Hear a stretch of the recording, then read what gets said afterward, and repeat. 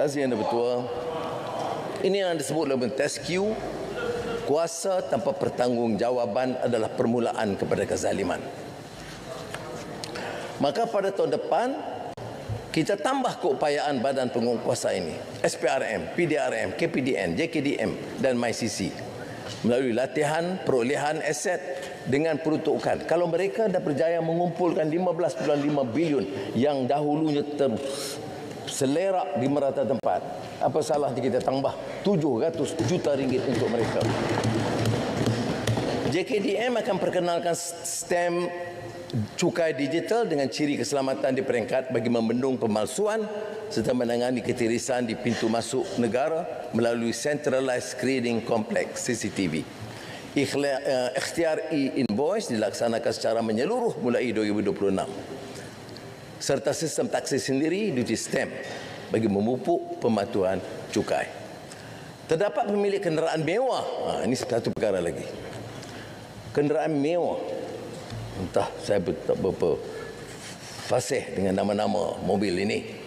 Tetapi yang sekian lama mengambil kesempatan daripada pengecualian cukai kenderaan di Langkawi.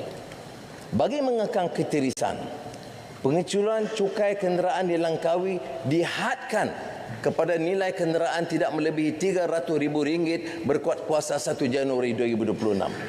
Alasannya ialah kerana orang-orang yang maha kaya ini beli mobil ini dan menggunakan kelonggaran, bawa dan kekalkan bertahun-tahun sehingga harganya turun. Jadi tujuan asal itu adalah untuk memberi kemudahan di Langkawi, kemudahan di Langkawi. Tapi sekarang digunakan oleh golongan kaya untuk lari daripada pembayaran cukai. Sebab itulah kita ambil tindakan yang agak tegas kali ini. Pasukan Petugas Khas Reformasi Agensi STAR membuktikan pembaharuan tata kelola dapat dilaksanakan segera tanpa perlu melantik perunding luar. Tahniah kepada pasukan STAR di bawah pimpinan Ketua Sesatuan Negara. Dan kita tetapkan supaya pasukan ini diberi kekuatan termasuk usaha pendigitalan menyeluruh dalam urusan rakyat. MyDigital ID diperluas ke sektor utama seperti kewangan, telekomunikasi, e-dagang dan kesihatan. Melalui kepakaran dalaman, unit GovTech Malaysia diperkasa untuk membangunkan lebih banyak aplikasi digital kerajaan. Ikhtiar kios madani akan dibangunkan di semua peringkat. Peranan institusi Parlimen terus diperkukuh. Parlimen akan menerima hampir 220 juta ringgit termasuk 5 juta ringgit khusus untuk memperkasa fungsi jawatan kuasa pilihan khas sebagai semak dan imbang kepada dasar dan kebijakan kerajaan. Susulan manfaat diterima rakyat di 143 kawasan parlimen daripada program kelestarian oleh kumpulan rentas parti parlimen. 15 juta ringgit disediakan bagi memperluas liputan ke lebih banyak kawasan parlimen. Pengasingan peranan peguam negara dan pendakwa raya seperti yang diumumkan baru ini dalam peringkat libat urus bersama semua pihak berkepentingan. Setelah penggubalan akta kredit pengguna, kerajaan akan meminda akta perlindungan pengguna untuk memasukkan elemen lemon law bagi melindungi hak pengguna yang sering tertindas. Penyasaran subsidi. Kita tahu bahawa semua pimpinan kerajaan sebelum ini, semua kerajaan sebelum ini, termasuk kerajaan pembangkang sebelum ini, mengakui keperluan melaksanakan penyasaran subsidi.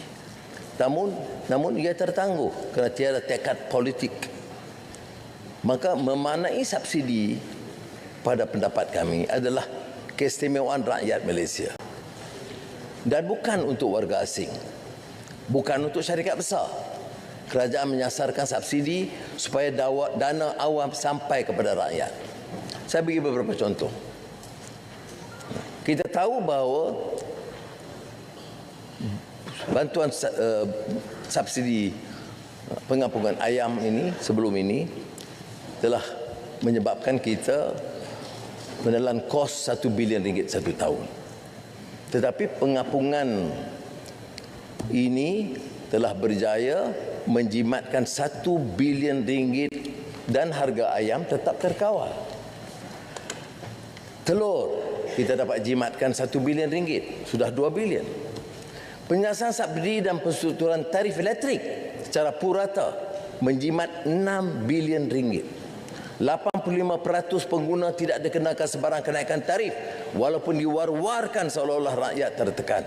Tetapi yang nyata mereka melihat sendiri tentang nikmat penurunan bil setelah penyiasan subsidi elektrik.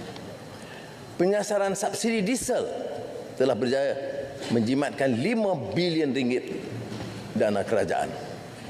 Dan sektor pengangkutan awam, nelayan dan logistik dapat menjamin dengan bantuan harga subsidi iaitu RM200 diberikan. Penyiasan subsidi RON 95 yang amat digeruni dan kempen besar-besaran menentang, tapi setakat ini berjaya menjimatkan 2.5 bilion ringgit wang kerajaan. Bayangkan harga minyak turun ke RM1.99. Warga asing bayar. Rakyat Malaysia dapat menikmati kemudahan yang sukar dinikmati oleh negara-negara lain. Jadi terima kasih kepada semua penyelenggara Budi 95 yang berjalan lancar dan lebih 10 juta rakyat telah bertransaksi membeli RON 95 pada RM1.99 seliter. Pengkalan data 16.5 juta warga negara yang layak sedang dikemas kini untuk menyediakan kota tambahan kepada 23,000 pemilik perahu berdaftar dan lebih 52,000 pemandu e-hailing aktif. Perahu dah berdaftar yang kebanyakan di Sabah dan di Sarawak. Keseluruhan penyiasan subsidi justru itu dapat menjimatkan dana negara sekitar 15.5 bilion ringgit setahun. Setiap penjimatan bermakna lebih banyak dana untuk kebajikan, lebih banyak peruntukan untuk kos sara hidup dan lebih banyak pelaburan prasada rakyat yang berkualiti. Hasil penjimatan juga membolehkan ikhtiar madani untuk rakyat dilaksanakan. Sejati madani, yakni Jawatankuasa Kampung, menjalani kegiatan ekonomi yang mereka tentukan dengan dana sehingga RM100,000. Sejak 2024, lebih 9,500 aktiviti menambah pendapatan komuniti dijalankan. Termasuk umpamanya Kampung Sungai Rotan, Perak yang menjana sehingga RM90,000 sebulan melalui projek kolam memancing. Kampung Hiliran Jejawi, Terengganu mengusahakan santan, kelapa parut dan krisik dengan pendapatan bulanan RM40,000. Saya melihat juga sendiri di beberapa tempat di Perak di mana disediakan drone dengan keuntungan lebih RM30,000 sebulan. Tahun depan RM1 bilion disediakan bagi memperhebat ikhtiar madani untuk rakyat. Sejati madani diperluas untuk melibatkan anak-anak muda menambah pendapatan komuniti seperti program mesin layan diri atau di bidang pertanian, khususnya sistem pengairan baja fertigation. Pimpinan negara, termasuk saya, Ketua Suasana Negara, pegawai tinggi, semua terpaksa turun menguruskan permasalahan kampung yang mereka pilih dan sekolah. Tahun depan, sasaran kampung angkat madani ditingkatkan kepada 500 kampung dan sekolah angkat madani ditingkatkan kepada 1,500 sekolah termasuk dengan penglibatan sektor swasta. Solar madani siap dipasang.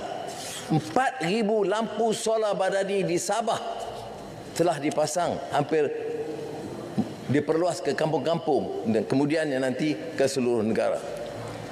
Sejahtera madani ialah sumbangan sektor swasta dalam menoktahkan kemiskinan Tegar dengan kejayaan dana terkumpul RM120 juta setakat ini.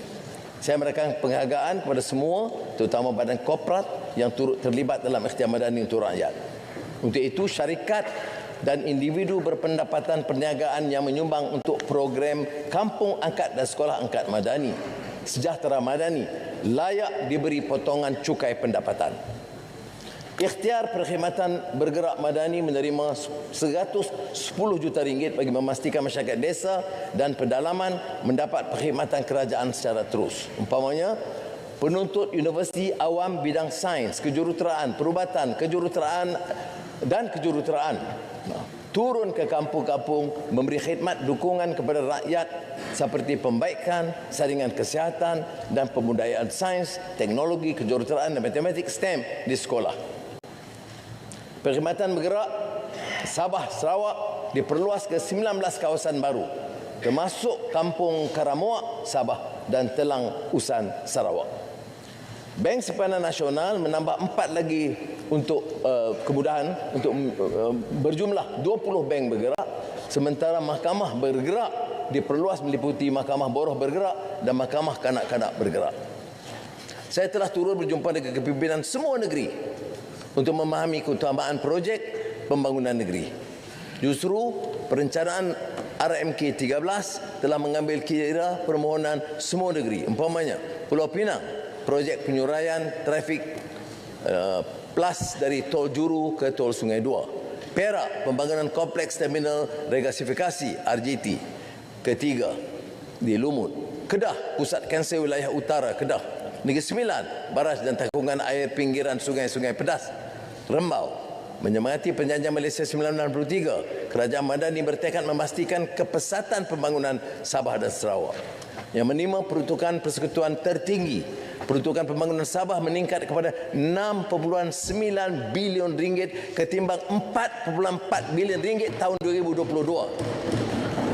Sarawak meninggi kepada 6 bilion ringgit ketimbang 2.9 bilion ringgit tahun 2022. Jadi mulai tahun ini, kadar pemberian khas Sabah dan Sarawak ditingkatkan kepada 600 juta ringgit. Kendatipun kawal selia bekalan elektrik diserah sepenuhnya kepada Sabah sejak Januari tahun lalu, Kerajaan Persekutuan menetapkan dan menyediakan 1.2 bilion ringgit untuk menjamin kelangsungan bekalan di Sabah. Saya melihat umpamanya insiden tanah runtuh di Penampang. 2 talian utama penghantaran elektrik voltan tinggi mengakibatkan gangguan bekalan kepada 230,000 pengguna pantai timur Sabah. Langkah segera diambil bagi memulih bekalan. Untuk kelangsungan jangka panjang, Kerajaan Persekutuan menyediakan pembiayaan 765 juta ringgit bagi projek talian penghantaran Southern Link. Sejak 2024, Kerajaan Persekutuan menjadikan pembiayaan 1 bilion ringgit untuk projek air Sabah 2024. Antaranya pemasangan paip di Tawau serta naik taraf paip usang di Kota Kinabalu, Penampang dan Putatan. Projek ini dalam fasa pelaksanaan dan dijangka siap insya-Allah tahun depan 2026. Lebuh Raya Sabah dan Sarawak, seperti kita tahu, 9 pakej PEN Borneo Sarawak siap sepenuhnya, tahniah, dan telah dibuka untuk kegunaan rakyat. 4 pakej PEN Borneo Sabah fasa 1A telah siap. Tahun 2026, 1.67 bilion ringgit disediakan untuk PEN Borneo Sabah dilaksanakan mengikut jadual. Sarawak Sabah Link Road fasa 1 dijangka siap November 2026. SSLR 2 sedang dalam pembinaan dan dijangka siap pertengahan 2029. SST bagi projek Trans Borneo dikeluarkan seawal suku pertama 2026. Jajaran Red Line di Durin dan Salim Sibu Sarawak dinaik taraf dengan kos 350 juta ringgit. Keseluruhannya, kesemua projek pelaksanaan rakyat ini melibatkan kos yang mencecah 48 bilion ringgit. Untuk memastikan Sabah, Sarawak dan Semenanjung menikmati manfaat digital yang sebaiknya, sambungan kabel dasar laut Madani Salam dibangunkan oleh Suruhanjaya Komunikasi dan Multimedia sepanjang 3,190 km dengan kos 2 bilion ringgit. Ini melibatkan laluan dasar laut dari Serdili, Johor ke Kuching dan Sibu di Sarawak. Seterusnya ke Tuaran, Kudat, Pulau Banggi, Sandakan dan Tawau di Sabah. 20 juta ringgit untuk menambah ruang niaga dilengkapi kemudahan asas tamu desa di Sabah dan Sarawak.